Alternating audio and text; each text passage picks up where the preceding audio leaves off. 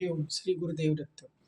गोरक्ष उपनिषद या ग्रंथामध्ये सुद्धा जे विविध उल्लेख आलेले आहेत, की शाबरी परंपरेमध्ये कोण-कोण आलं, तर त्याच्यामध्ये नागार्जुन, शबर, इंद्रभूती, तिलोपा, नारोबा, लुइपा, जालंधरी, कृष्ण, शबरी, लुइपा, दारिकपा, लिलापा, वीरव, मत्स्येंद्र, शबर, चौरंगी, मीन तथा गोरक्ष असं शेवटला गोरक्षनाथांचं नाव आलंय.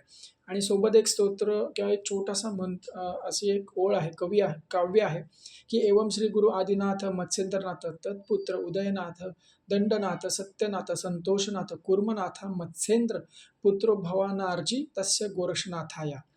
महानिर्वाण तंत्र जे आहे त्यामध्ये 3 गुरुपरंपरा विशेषतः समजल्या जातात. दिव्ययोग, सिद्धयोग व मानवोध. तर ह्यात मानवोधमध्ये सुद्धा गोरक्षनाथांबद्दल उल्लेख आहे. विमला कुशलेश्चैव भीमसेन सुधाकरा मीनो गोरक्षैव भोजदेवा प्रजापती.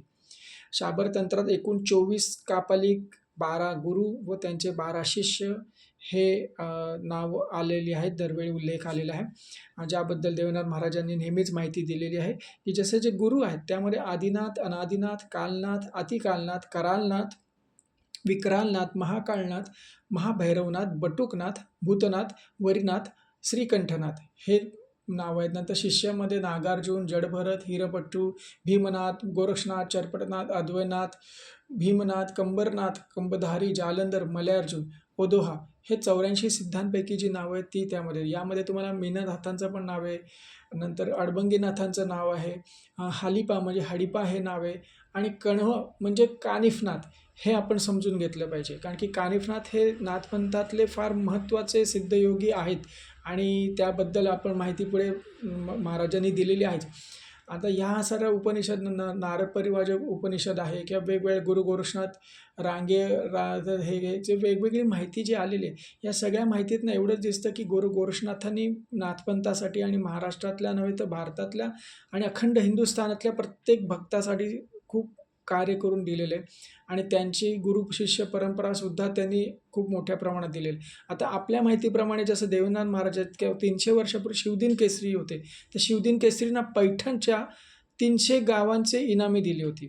म्हणजे त्या मठाचं काय वैभव असेल विचार करा, की 300 गावं त्या मठाच्या जहागीरदारीसाठी दिली होती.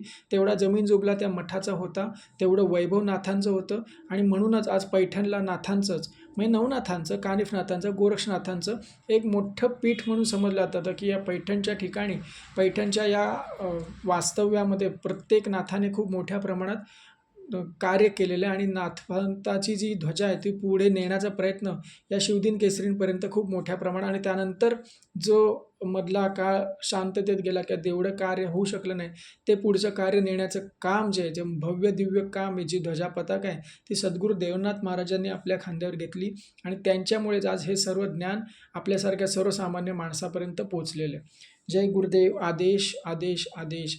सच्चिदानंद सद्गुरू देवनाथ महाराज की जय.